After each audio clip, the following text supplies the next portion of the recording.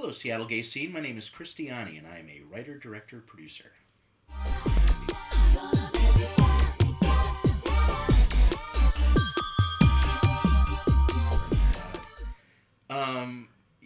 It's sort of a cliche now. I hear that every film student, once they get out of film school, wants to make a zombie movie. So I feel a little bit ashamed by that. But when I was in film school, I wanted to make a zombie movie, but wanted to put my own twist on it, and really hadn't seen much in the way of gay zombies. There was a pretty not good film that came out or in the early 2000s called Zombies that was about gay zombies, but it was more of a sort of a low budget vampire it's really hard to describe, but it wasn't a classic Romero-esque zombie movie, which is what I was looking to do. And the sort of the impetus of the whole project came about after a bad breakup. I had been dumped by a boyfriend that I was with for 3 years, and flew home to my parents' house on Cape Cod and just holed up in my old bedroom for the whole summer. This is the summer of 2002, and just was feeling sorry for myself. And I was watching all of these like classic movies from the gay oeuvre, like Love, Valor, Compassion, and Boys in the Band, and the Broken Hearts Club. And I was sort of like angry at myself for not being able to pull myself out of the rut, but also sort of angry at these characters for being just like such whiny queens. And I thought, these people think they have problems. What if a zombie attack happened? Then they'd really have problems. So simultaneously, I had started hanging out with this group of gay men. There was actually a discussion group that I had joined in Plymouth, Massachusetts, and they had this barbecue at their lake house, and it was this ideal location for a zombie movie. So I told them, I said, oh my God, I would love to shoot a zombie movie here. And they said, okay. And so I threw together this script in 3 days, just basically wrote the characters to be very much like the guys in the discussion group, because I didn't really have actors at my disposal back home. And we shot it over a weekend, and it was this this horrible amateur extravaganza. But it was a blast. And so I had enrolled in film school to start that fall. So when I got to film school, I had this footage, and I thought, well, it's not really a movie, but I can at least use it to practice editing while I'm in film school.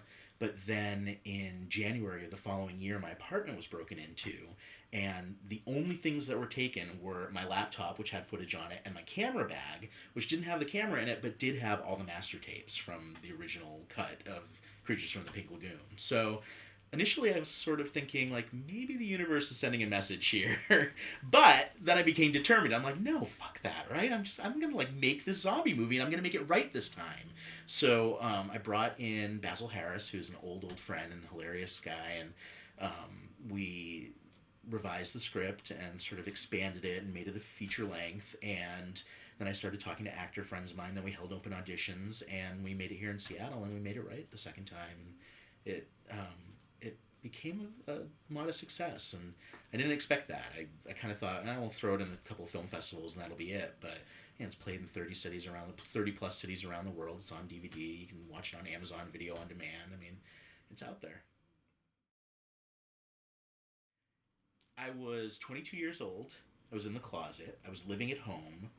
I was working a not very rewarding hotel job.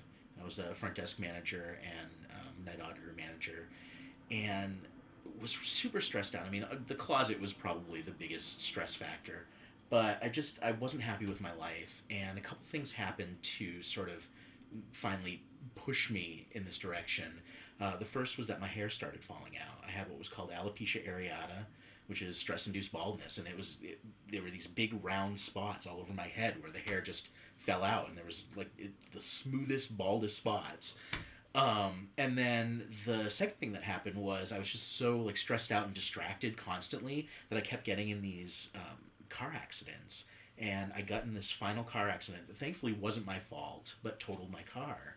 And I got some money from the insurance company, and when I used that money to pay off my bills and have no debt, I thought, I just want to go on a vacation. I need to decompress. And then the more I planned the vacation, the more I realized I didn't want to go back. So I relocated to Seattle, and I didn't know a soul here. I didn't have a job lined up. This is pre-internet. So what I did was I called the Seattle Chamber of Commerce and ordered a copy of the Seattle Yellow Pages that they mailed out to me, and I went through the Yellow Pages and found a resident hotel to stay in for my first month while I looked for a job and looked for a place to live. So in 1993, I touched down at the Marvin Gardens in Belltown and got a job at the Roosevelt Hotel and moved just a block away. I was living on 3rd and Blanchard. And yeah, and came out of the closet and sort of dropped some of the stress, and the hair grew back eventually, and the rest is history. No, so here's my weird history. I was a child actor back in Massachusetts. I grew up in central Massachusetts, actually. It's a very small, terrible town named Southbridge, Massachusetts. And I wasn't a very successful child actor. I mean, in terms of Southbridge, Massachusetts, I was a huge success. You know, I had starring roles in community theater, and I did some student films, and I sang on stage at Mechanics Hall in Worcester, but it didn't really translate to any national or international success.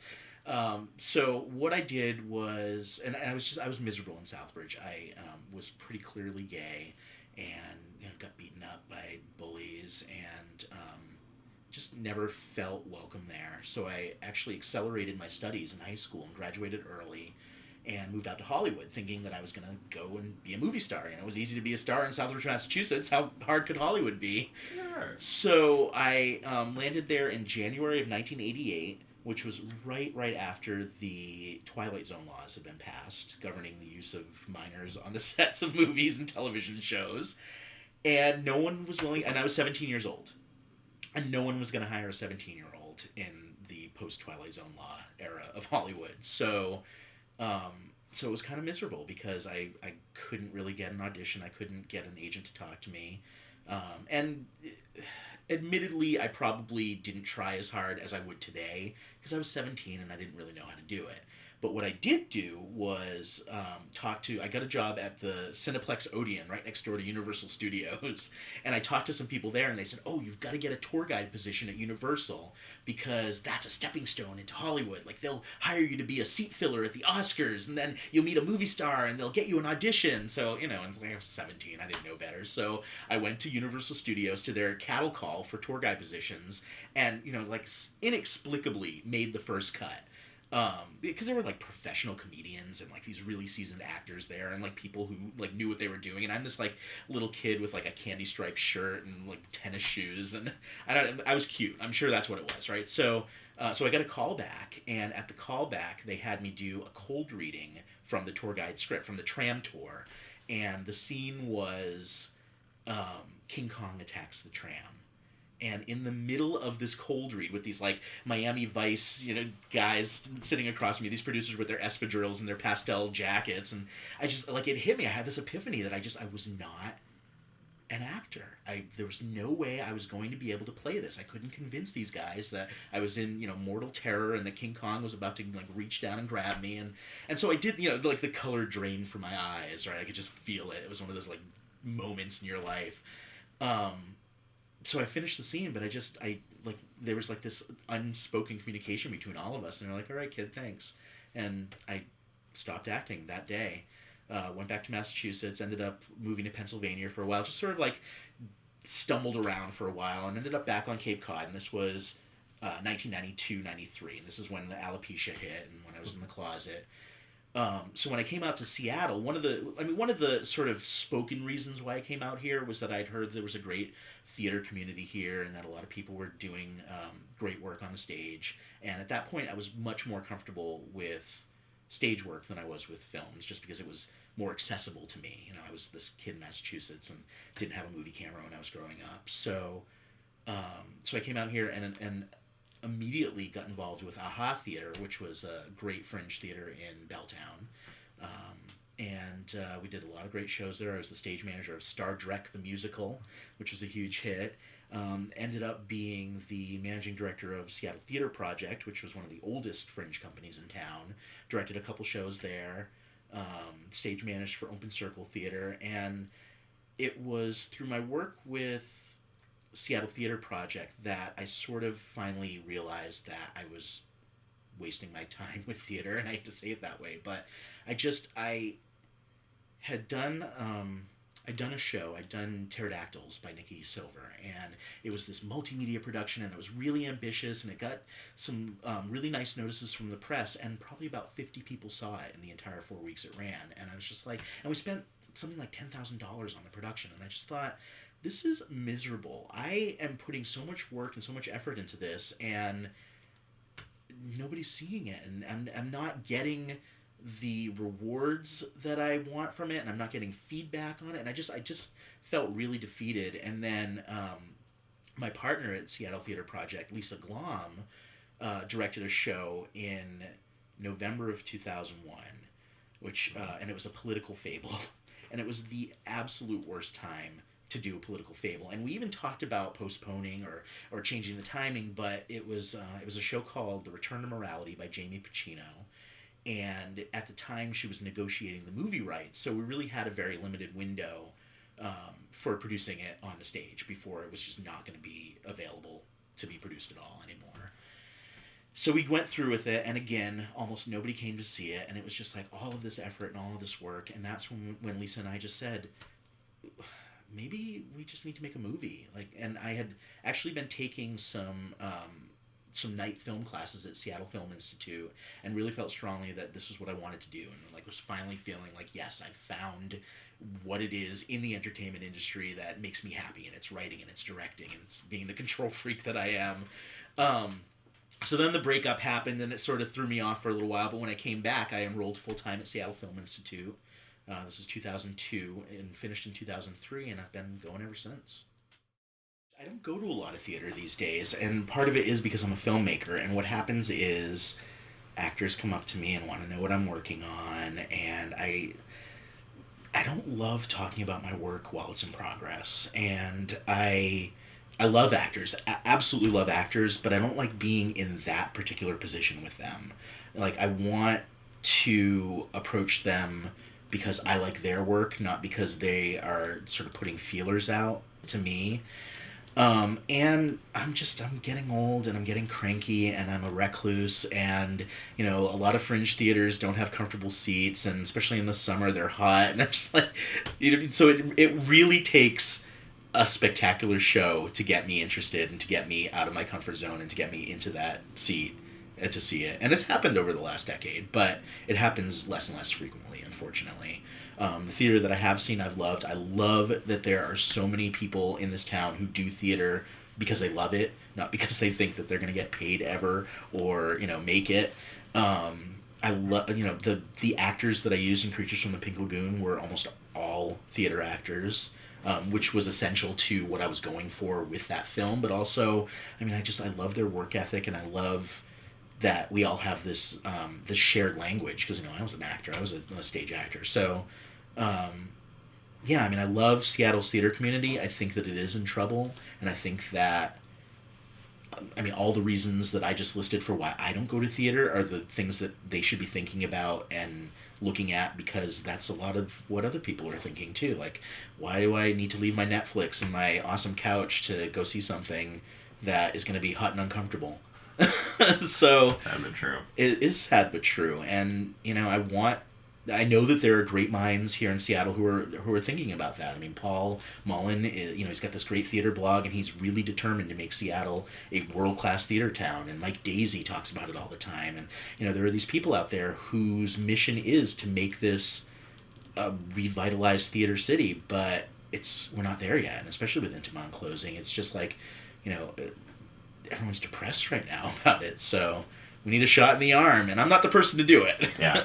What is, briefly, the experience of taking stage actors onto film? Because there's the what was the parallel I'd heard from another filmmaker saying it was like using a howitzer to fill, or a fire hose to fill a teacup.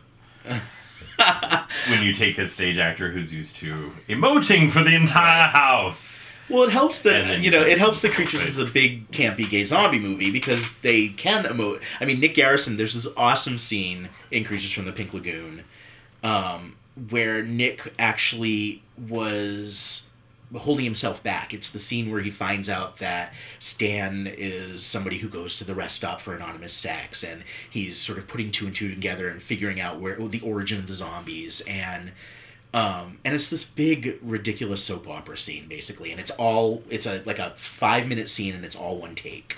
And he was holding back, and I said, no, this is a soap opera scene, go for it. And it's great because it works because he's invested in the reality of his character, and he's invested in the emotion of the moment, and it's heightened, and it's ridiculous.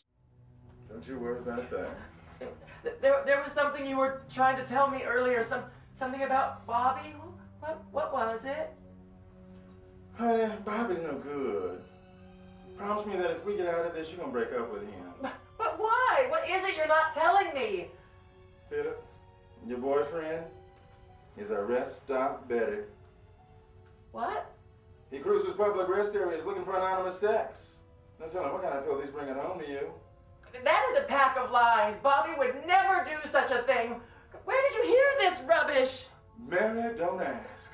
Stan, please. I may never see you again. I have to know. Well, I'm ashamed to admit it, but I have been known to frequent such rest stops of ill repute myself from time to time. Oh. There are times where theatrical expression is definitely too much for the camera and for the cinema, but I'm pretty good at directing actors, and I'm pretty good at getting the performances that I want out of people, and I think with Creatures from the Pink Lagoon, we really did a good job of never winking at the audience. We, as ridiculous as it gets, and I admit that it's like fully ridiculous. I mean, we've got zombies who were killed by bad cologne and cured by Judy Garland, and then, spoiler alert, by the way, it's ridiculous. But those actors are invested in the reality of their characters, and that's what makes it funny, and that's what makes it work. Versus a look audience, look at how funny this is, which I never like, and that's the exact wrong approach to camp as far as I'm concerned. So I think they did a great job. So if you've been around Seattle for the last month or so, at any sort of place where cocktails, film geeks, and homosexuals converge, you've seen someone in a bunny suit. Or a beaver suit. Or a beaver suit. Or a pig suit. Where were you a pig? I was a pig at the Cuff on Pride. Natch. And it was, I told friends that I felt like Jodie Foster in The Accused. After that, I was so manhandled that day, and so just battered and bent over and pinched and prodded and hugged and squeezed, and someone ripped my tail off. It was... But in a good way. Usual. For the most part, I was kind of gobsmacked after that. I expected to get some attention, and I've been out in the fursuit enough times now, to feel like I knew what to expect. But these guys were, it was Pride at the Cuff. So these guys were super drunk. A lot of them were super aggressive. I was in a pig suit, and I got what I was asking for. The new movie's called Let's Pretend We're Bunny Rabbits. It's a screwball romantic comedy about furries. And actually, I say that, but it's really about characters. It's a screwball romantic comedy about characters with the backdrop of a furry convention. The setup is that it's about this young gay couple, one's an artist and one's a playwright, who break up because the playwright has decided that it's time for them to sort of bank on their youth and their good looks and find sugar daddies. And he goes off and finds a sugar daddy on an online website, and doesn't realize until they meet that the sugar daddy is a furry, and assumes that the playwright is a furry as well. So hilarious complications ensue, and it's at a furry convention. It's at actually a convention center that's holding a furry convention and a convention of jittery lightning strike survivors. Jittery because after they put their down payment on the hotel, they then found out that they were going to be staying at the lightning strike capital of New England. So They're all freaked out by that.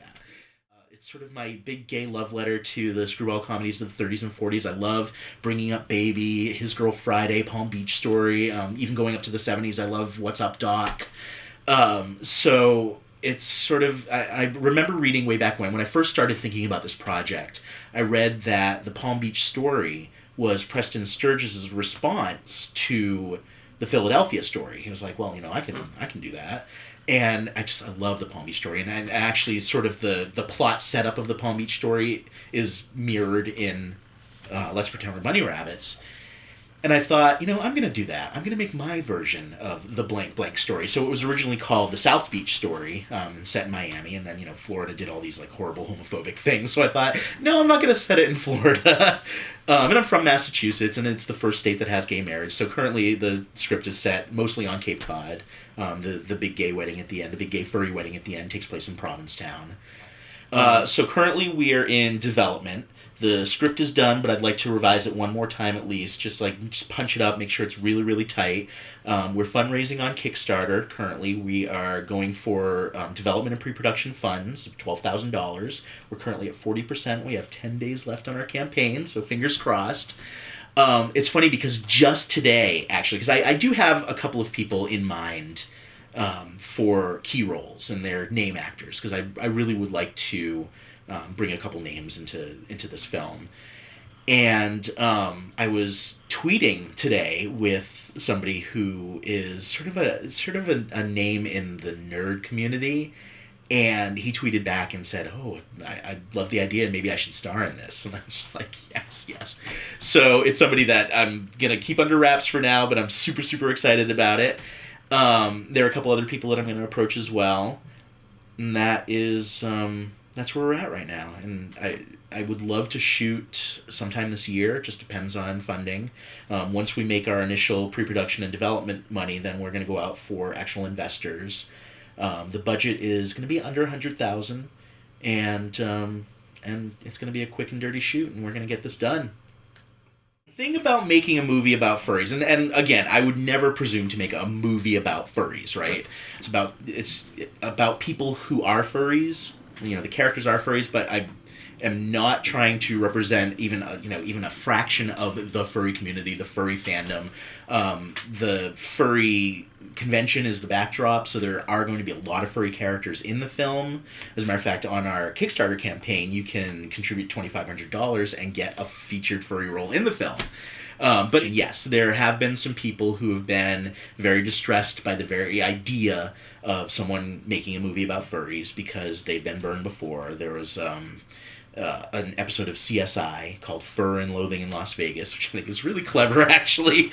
But it sensationalized the furry fandom. It did the whole, like, they're all these freaks who have sex in their animal costumes, and even, like, they did, what's the guy's name? I can't remember. Willie Garson, the guy who plays Sanford Blatch on Sex and the City, plays this female cat character who, once he takes the head off, it's like, oh, it's Sanford Blatch, it's not a woman at all. And so there's this whole, like, gender fuck aspect to that episode of CSI that the furries were very upset with. And so, like, literally, you say CSI to a room full of furries, and it's like you've, like, said the worst possible thing. It's like a slur. And then there have been, there was a not very sympathetic article in Vanity Fair magazine, and there have been a couple other times where media portrayals have not been, they haven't been kind, and they've also been really sensationalistic. So, understandably, a lot of the people in the fandom are worried that this is going to be one of that, another piece of that pie, right? It's like, going to be this whole, like, oh, look at these freaks and look at how funny furries are, and yeah, I mean, like, there is some inherent humor in the community. There's this whole big convention of people walking around in animal suits, so yeah, I mean, like, visually it's kind of funny and kind of fun, but I am in no way making fun of the furry experience. And in fact, the characters who aren't furries at the beginning of the film embrace that whole culture and embrace the idea of being furries by the end of the films. I'm a little worried about mainstream press reaction because I don't want us to be a freak show. I certainly don't want the film to be treated as, like, a curiosity, in that I don't want people to judge it before it's made. I don't want people to make fun of the idea. And also, I mean, as much as I've gotten sort of a mixed response from the furry fandom, I'm already feeling very protective of them, and I don't want people to, you know, point and laugh and say, "Oh, let's go see that furry movie and laugh at the furries." Like, no, I want them to laugh with them. I genuinely want the film to celebrate the joy. And this sounds super cheesy, and I'm admitting this, but I really want it to celebrate the joy of, like, dressing up, and the joy of the fandom, and just, like, how, like, crazy and fun an adventure can be, which is what these characters go through. I mean, it's like, you know, completely out of their comfort zone. The guy gets out of the shower, and there's a bunny suit laying on his bed, and, like, it's you know, it's awesome, and it's fun, and that's the kind of energy that I want people to bring to the movie when they come see it, not if. Kickstarter, all you have to do is go to Kickstarter.com, and you can do a search for Let's Pretend We're Bunny Rabbits or Gay Furry. On Twitter, you can find, I have 3 Twitter feeds, like I mentioned. There's twitter.com/Chris Diani, twitter.com/Pink Lagoon Movie, and twitter.com/Gay Furry Movie. And then on Facebook, basically it's the same addresses. So facebook.com/Pink Lagoon Movie and facebook.com/Gay Furry Movie. And Creatures from the Pink Lagoon has its own website as well, which is creaturesfromthepinklagoon.com. It's available on Netflix and on Amazon. It's distributed by Aristocal Entertainment, so you can buy a copy right on their website. And I think I've got it pretty much covered. I'm all over the net. I mean, just like Google me and you'll find me.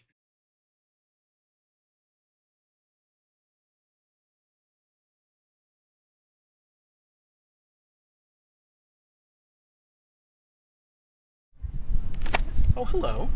My name's Chris Diani, and I'm an independent filmmaker based in beautiful Seattle, Washington. You might be familiar with me as the director of the gay zombie comedy, Creatures from the Pink Lagoon, which is currently available on DVD, Netflix, and Amazon VOD. Today, however, I'm here to talk about my new movie, which, unfortunately, isn't about zombies. Sorry. No, my new movie's about furries. What's a furry, you ask? A furry is a person who belongs to the furry fandom, a group of people who enjoy anthropomorphic animals in cartoons, video games, and literature. Many furries dress up as their favorite characters, and some even create their own fursonas. You might have seen them in the pages of Vanity Fair magazine, in TV shows like Entourage and CSI, or in various commercials and video games. Yes, they've saturated popular culture, but until now, no one has made a feature film about them, and we would like to change that. Let's Pretend We're Bunny Rabbits is a screwball mashup of road movies and romantic comedies with a decidedly queer twist. It's about Jerry, a struggling young playwright, who decides to break up with his penniless boyfriend and go look for a sugar daddy to support him. He finds one online, but through a bit of internet miscommunication, he doesn't realize that his sugar daddy is a furry and thinks Jerry's a furry as well. Meanwhile, Jerry's now ex-boyfriend enlists the help of his BFF, a best-selling lesbian New Age author, to pursue Jerry to the beachfront hotel where he's meeting up with his brand new sugar daddy. Upon their arrival, however, they find out the hotel is hosting a massive furry convention, and hilarious complications ensue. Not sure you're into furries? No problem! This film also has a horny sweater queen, a scheming twink, a hot hotel clerk, a sassy pool boy, a lesbian separatist, and a whole conference full of paranoid lightning strike survivors. The movie ends, as all great romantic comedies should, with a wedding between a bear and a bunny. Unfortunately, making movies isn't cheap even before you throw in furry weddings at beachfront hotels. So here we are on Kickstarter, asking for your support. Your contribution to this campaign will go towards development and pre-production of Let's Pretend We're Bunny Rabbits, and we're offering some really fantastic premiums to everyone who contributes, including a copy of the shooting script, t-shirts, a visit to the set, even a walk-on role in the film. Check the page out. There's bound to be a reward that strikes your fancy. But the greatest reward will be the good feeling you get in your heart for helping a group of artists circumvent the studio system and make a truly independent film. Without your help, I might actually have to go find a sugar daddy, and nobody wants that. So from all of us, thank you for your time, and please. We forgot to feed the zombie!